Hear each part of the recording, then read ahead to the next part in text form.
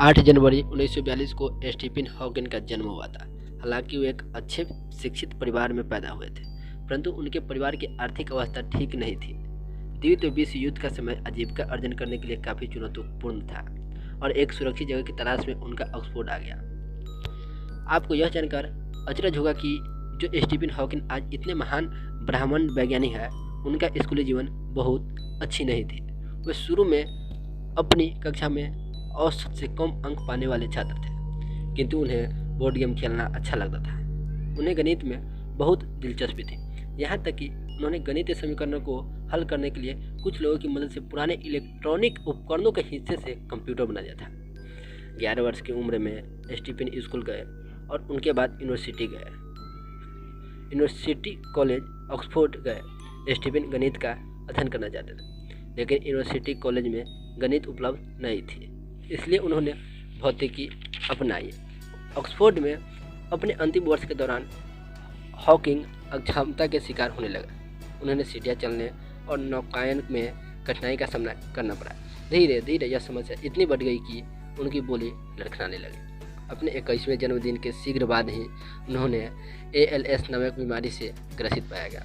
इस बीमारी के कारण शरीर के सारे अंग धीरे धीरे काम करना बंद कर देते हैं और अंत में मरीज का मृत्यु हो जाती है। उस समय डॉक्टरों ने कहा कि स्टीफन हॉकिंग 2 वर्ष से अधिक नहीं जी पाएंगे और उसकी जल्द ही मृत्यु हो जाएगी। धीरे धीरे हॉकिंग की शारीरिक क्षमता में गिरावट आना शुरू हो गई। उन्होंने बैसाखी का इस्तेमाल शुरू कर दिया और नियमित रूप से व्याख्यान देना बंद कर दिया।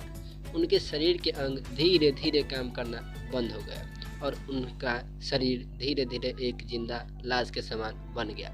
लेकिन हॉकिंग ने विकलांगता को अपने ऊपर हावी होने नहीं दिया। उन्होंने अपने शोध कार्य और सामान्य जिंदगी को रुकने नहीं दिया। जैसे जैसे उन्होंने लिखने की क्षमता खोई, उन्होंने प्रतिपूरक दृश्य तरीके का विकास किया, यहाँ तक कि वह समीकरणों को ज्यामिति के संदर्भ में देखने लगे। उसने विकलांगता पर विजय पा लिया था। जब हर किसी ने आशा खो दी, तब स्टीफन अपने अटूट विश्वास और प्रयासों के दम पर इतिहास लिखने की शुरुआत कर चुके थे। उन्होंने अपनी अक्षमता बीमारियों को एक एक वरदान के रूप में लिया। उनके खुद के शब्दों में वह कहते हैं, मेरे बीमारी का पता चलने से पहले मैं जीवन से बहुत ऊब गया था। ऐसा लग रहा था कि कुछ भी करने लायक नहीं रह गया है। लेकिन जब उन्हें अचानक यह एहसास हुआ कि शायद वे अपनी PhD भी पूरी नहीं कर पाएंगे, तो उन्होंने अपनी सारी ऊर्जा को अनुसंधान के लिए समर्पित कर दिया। अपने एक इंटरव्यू में उन्होंने यह भी उल्लेख किया, 21 की उम्र में मेरी सारी उम्मीदें शून्य हो गई थी और उसके बाद जो पाया वह बोनस है। उनकी बीमारी ठीक नहीं हुई और उनकी बीमारी में उन्होंने व्हील चेयर पर ला दिया और उन्होंने एक कंप्यूटर मशीन के माध्यम से बात करने के लिए मजबूर कर दिया। लेकिन वे कभी रुके नहीं। उन्होंने खुद के शब्दों में कहते हैं, हालांकि मैं चल नहीं सकता और कंप्यूटर के माध्यम से बात करनी पड़ती है, लेकिन अपने दिमाग से मैं आज़ाद हूँ। इसके बावजूद स्टीफन हॉकिंग का शरीर एक जिंदा लाश की तरह हो गया था, लेकिन उन्होंने कभी हार नहीं मानी। वे यात्राएं करते हैं, सार्वजनिक कार्यों में भाग लेते हैं और आज लगभग 74 वर्ष की उम्र में निरंतर अपने शोध कार्य में लगे हुए हैं। उन्होंने विश्व को कई महत्वपूर्ण विचारधाराएं प्रदान की और अंतरिक्ष विज्ञान के क्षेत्र में अपना अतुल्य योगदान दिया।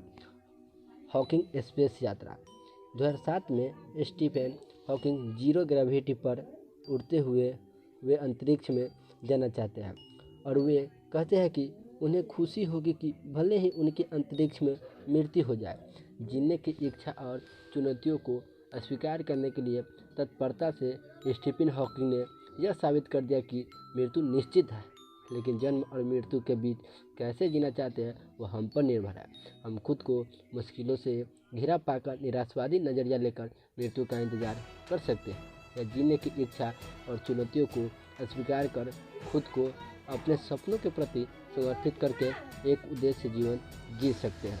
दोस्तों, इस कहानी से आपको क्या सीख मिला, कमेंट बॉक्स में ज़रूर लिखें। धन्यवाद।